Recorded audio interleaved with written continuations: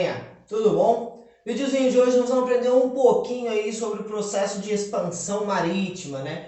Que em algumas apostilas, alguns materiais vai trazer como o período das grandes navegações, como expansionismo marítimo, né? Então tem uma variedade de nomes aí, né? Esse processo de expansão marítima. O que seria isso?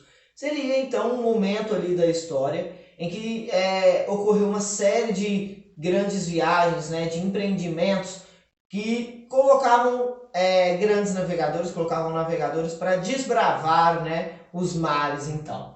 Quando que isso acontece? Principalmente entre os séculos XV e XVI, né? Então, a partir de 1400, 1450 ali, aumenta a quantidade dessas viagens que tinham como alguns objetivos, né? Comerciais, alguns objetivos religiosos, né? Alguns objetivos políticos também.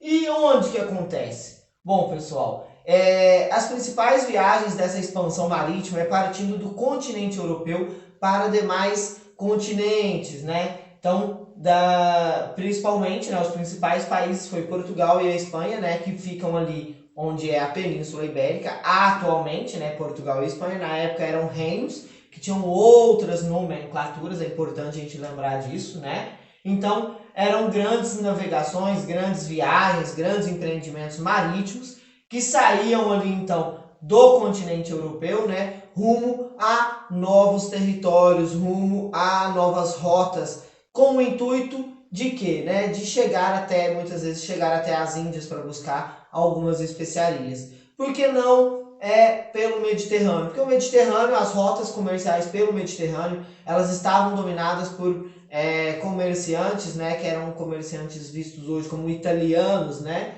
Então, eles buscaram outras rotas, outros caminhos para chegar até as Índias em busca de especiarias e outros produtos. Bom, Portugal então é considerado um dos pioneiros, né, um dos reinos ali, um dos estados pioneiros em relação às embarcações, a essa expansão marítima. Por quê? Né? Por alguns fatores. Portugal foi um dos primeiros estados a se centralizar, a ter um poder centralizado ali no continente europeu. Isso foi um diferencial, teve um investimento ali. Portugal também tinha uma escola famosa, né, que é a escola de Sagres. Essa escola de Sagres, então, formava uma mão de obra ali qualificada, vamos dizer assim, né? Formavam profissionais que tinham o intuito de trabalhar nesse processo de expansão marítima. Bom, então os objetivos dessas viagens seriam comerciais, né, para comprar especiarias, comprar produtos que tinham um alto lucro lá no continente europeu, né, que vendia muito fácil. Religioso porque, né, a Igreja Católica tinha o interesse de levar a fé cristã, levar o cristianismo para outras regiões, para outras populações, né, de catequizar, evangelizar ali em outras regiões.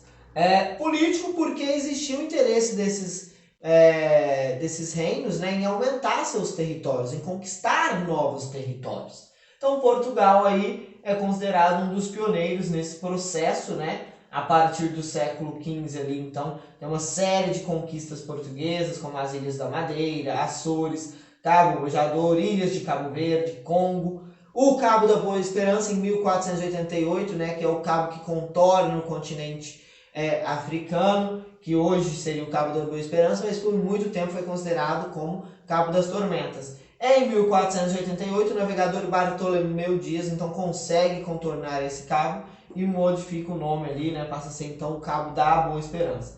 Em 1500, não podemos esquecer, né, da viagem de Pedro Álvares Cabral, que resultou então na descoberta, e bem entre aspas, né, do Brasil, porque é bem entre aspas, porque já existiam populações indígenas que existiam, né, que habitavam aqui. Bom, então, essas grandes navegações, essa expansão marítima, né, todo esse processo de viagens comerciais gerou uma série de conflitos, principalmente entre os dois reinos que seriam hoje Portugal e Espanha, e foram feitos alguns acordos, alguns tratados sobre quais territórios pertenciam a cada um desses reinos, a cada um desses estados. Um desses tratados foi o Tratado de Tordesilhas, né, que estabeleceu os limites ali, aonde Portugal poderia colonizar e aonde a Espanha então poderia colonizar. Bom, recapitulando então, quando foi o processo de expansão marítima, século XV, né, e XVI, a partir dos anos 1400 ali, por volta disso, onde eram viagens, eram embarcações, eram grandes, né, grandes empreendimentos marítimos, assim, que partiam, saíam lá da Europa, do continente europeu, e ia, né, navegando até chegar em outras localidades. Tinha um intuito, né, tinha um objetivo, principalmente, de chegar nas Índias, né? Para quê? Para fazer a compra ali, né? Fazer o comércio de especiarias. Os principais países que participaram foi Portugal e a Espanha, seriam hoje, né? Na época eles eram reinos que tinham outros nomes. Portugal foi o pioneiro. O que é pioneiro? É o primeiro, né? É aquele que se destaca. Então Portugal se destacou. Por quê? Porque Portugal já era um estado centralizado, já tinha um governo mais organizado do que os outros reinos. Então tinha um governo que investia nessas navegações, que via a importância nessas navegações. E Portugal tinha uma escola muito boa, né? Que é a escola de Sagres, entre outros fatores aí, né? Muitos outros fatores.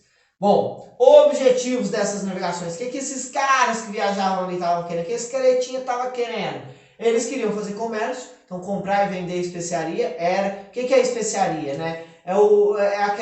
Aqueles temperos das Índias, por exemplo, né? O cravo, canela, tudo isso pode ser considerado especiarias. Então eles tinham que ir lá nas Índias comprar, e na Europa, quando voltava para a Europa, eles vendiam isso com alto lucro, isso gerava lucro, então um interesse comercial. Religioso, porque a Igreja Católica queria levar a fé católica para outras localidades, né? Queria evangelizar e catequizar outras populações. E político, porque existia o interesse desses países, desses reinos, em aumentar, né, o seu controle de território, ter mais território, ter mais terra, mais lugar.